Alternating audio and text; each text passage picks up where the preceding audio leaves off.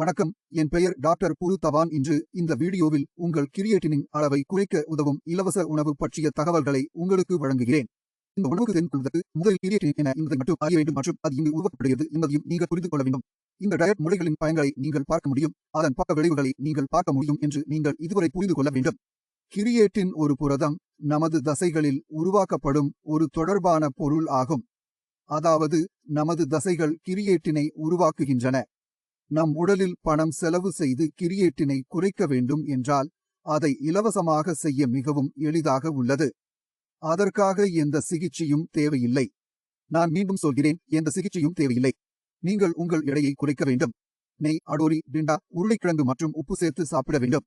உங்கள் எடை குறைவு பெற்றால் உங்கள் கிரியேட்டினியும் குறையும். பெரும்பாலும் நாங்கள் இதை காணுகிறோம். நோயாளிகளுக்கு இந்த வகையில் உணவு பரிந்துரைக்கும் பல மருத்துவர்கள் உள்ளனர். நோயாளி நாளுக்கு நாள் பலவீனமடைந்து வருகிறார். பரிணமிப்பு மேம்படுத்துவதற்கு மேலும் அது தீவிரமாக இருக்கும் என்று போதிக்கிறோம். இப்போது கிரியேட்டினின் குறைந்து வருகிறது என்று நீங்கள் நினைக்கிறீர்கள், ஆனால் நிலை கிரியேட்டினி குறையும் போது நிலை சிறப்பாக இருக்க வேண்டும் என்பதற்கு எதிர்பார்க்க வேண்டாம். உங்களுக்கு விளக்க முயல்கிறேன். நெய், அடோரி, டிண்டா, உருண்டையில் செய்யப்பட்ட உணவு போன்றவற்றை சாப்பிட்டால் உடல் எடை குறைகிறது. Then your body will start feeling low on energy.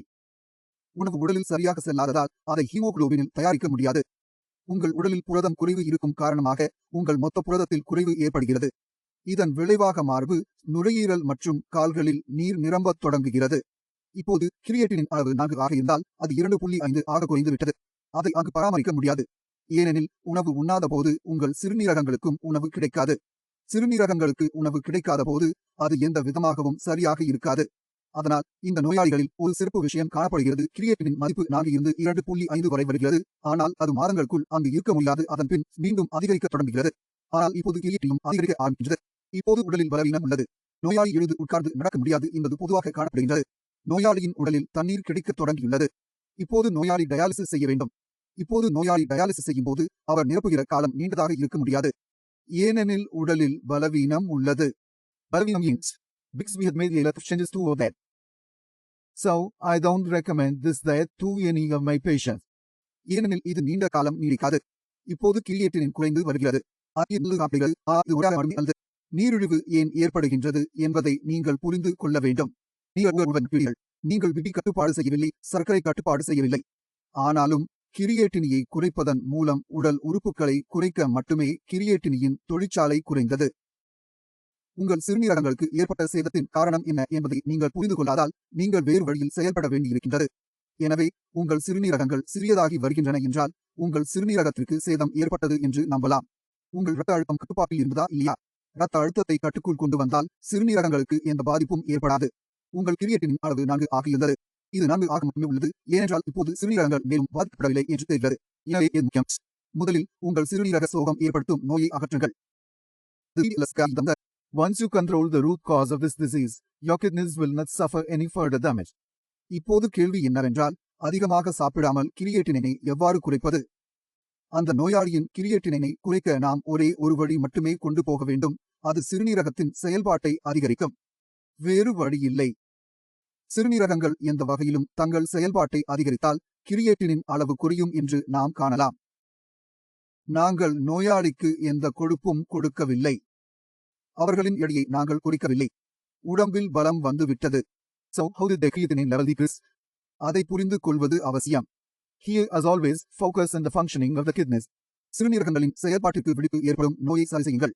So BP and sugar were removed and as a result the kidneys stopped suffering further damage. Now when you work on the disease that is causing damage to the kidneys, the functioning of the kidneys starts to weaken.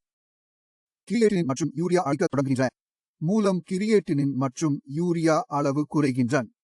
இங்கே உணவு சீரானது. நோயாளிக்கு பருப்பும் கொடுக்கப்படுகிறது, ரொட்டியும் கொடுக்கப்படுகிறது, சர்க்கரை இல்லை என்றால் அரிசியும் கொடுக்கப்படுகிறது, போகாவும் கொடுக்கப்படுகிறது, பிஸ்கட்டும் கொடுக்கப்படுகிறது, உப்புமாவும் கொடுக்கப்படுகிறது, இட்லியும் கொடுக்கப்படுகிறது, சாம்பாரும் கொடுக்கப்படுகிறது, தோசையும் கொடுக்கப்படுகிறது. அதாவது உணவில் இந்த வகையாவது தவிர்ப்பு இல்லை. If you want to keep a kidney patient healthy, we need to control the potassium levels. அவருடைய உடலில் பொட்டாசியம் அதிகரிக்க வேண்டாம். இதற்காக நீங்கள் பழுப்பான நிறத்தில் உள்ள காய்கறிகளை சாப்பிட வேண்டாம். இப்போது பழுப்பு நிறத்தில் இருக்கும் காய்கறிகள் தரைக்கு கீழே உள்ளவை சிறியவை. உருளைக்கிழங்கு, பீட்ரூட், அரபி, ஜிங்கன், மூல உருளைக்கிழங்கு. இந்த பசுமை நிறத்தில் உள்ள காய்கறிகளை உண்டாக்காமல் உண்டு போகும்போது நோயாளின் உடலில் உள்ள பொட்டாசியம் அதிகரிக்காது. நாம் சாப்பிட அல்லது தவிர்க்க வேண்டிய காய்கறிகள் என்னென்ன? பச்சை இலை காய்கறிகள். பசலைக்கிழை, வெந்தயம், கடுகு, கொத்தமல்லி, புதினா. அவர்களின் சாக் மற்றும் சட்னிகளுக்கு அனுமதி இல்லை. That means you can have mint parathe, fenugreek roti, and other dishes made by kneading the dough. நீங்கள் அவர்களின் சாக் மற்றும் சட்னியை செய்ய மாட்டீர்கள். இதையெல்லாம் நாம் ஏன் கட்டுப்படுத்துகிறோம்? ஏனெனில் சிறுநீரக செயலிழப்பு நோயாளிக்கு பொட்டாசியம் அளவு அதிகரித்தால் நோயாளிக்கு மாரடைப்பு ஏற்படுகிறது, நோயாளி இறந்து விடுகிறார். அதனால் நாம் பொட்டாசியத்தை கட்டுப்படுத்த வேண்டும். அதனால்தான் இந்த காய்கறிகளை நாம் கட்டுப்படுத்த வேண்டும். When it comes to fruits, we need to be careful that the patient does not consume fruits that are high in potassium. வாழைப்பழம், கிவி, அவகேடோ, பேரீச்சம்பழம், உலர்பழங்கள், இளநீர் போன்றவை. If we remove these fruits, we also need to avoid all sour fruits like oranges, mangoes, and pickles. பப்பாளி, apple, கொய்யா, சிக்கு போன்ற அனைத்து பழங்களும். சிறுநீரக செயலிழப்பு நோயாளி இருக்கலாம். இப்போது இது பற்றிய நாம் பல ஆராய்ச்சிகள் செய்து வரவில்லை என்று சொல்ல வேண்டும். For potassium, we mainly focus on two things. The second thing we did was related to acidic fruits. We avoid eating acidic fruits because they can interfere with the functioning of sodium bicarbonate medicines in our body.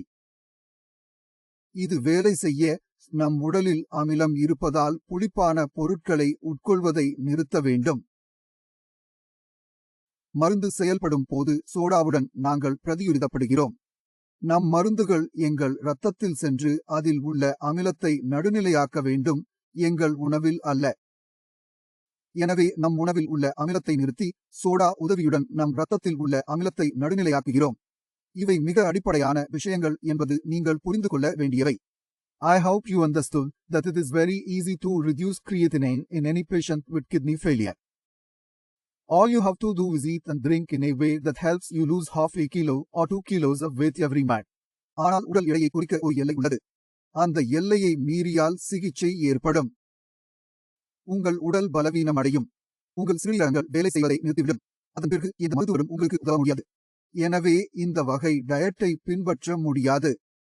நீங்கள் கிரியேட்டினியை குறைக்க விரும்பினால் சிறுநீரக செயல்பாட்டை அதிகரிக்க ஒரு முறை மட்டுமே உள்ளது. சிறுநீரக செயல்பாட்டை அதிகரிக்க வேண்டும் என்றால் அது பிபி, சர்க்கரை அல்லது பாலிசிஸ்டிக் சிறுநீரகங்கள் என இந்த மூல காரணத்தின் மேலும் வேலை செய்ய வேண்டும். நோயின் மூல காரணத்திற்கு வேலை செய்ய வேண்டும்.